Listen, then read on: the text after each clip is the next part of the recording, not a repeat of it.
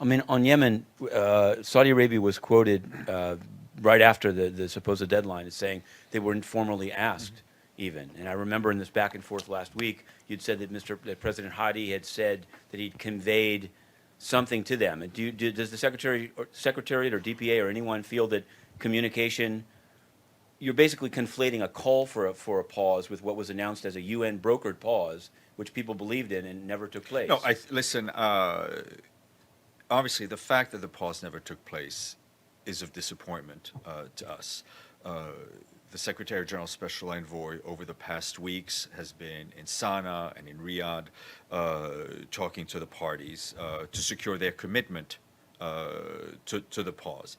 He discussed the pause with senior Saudi officials, Mr. Ismail did, and after receiving commitments from the Yemeni parties, President Hadi advised us that he had informed the government of Saudi Arabia of his support for the pause.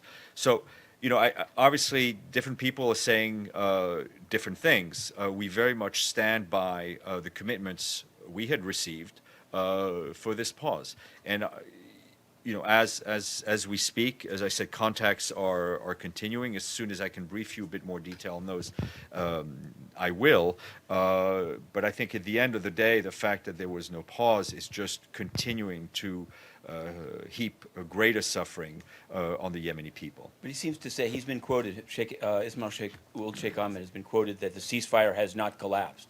Is that accurate? I mean, was there a ceasefire and has it not collapsed? Well, obviously, the humanitarian pause did not take hold to the extent that we would have liked. All right. And on South Sudan, there's this report that the government is intending to expel Mary Cummins from Unity State in response to the UN's human rights report last month.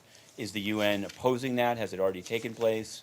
And what does the UN say about it? No, we've seen those media reports, those quotes regarding our colleagues regarding Mary Cummins.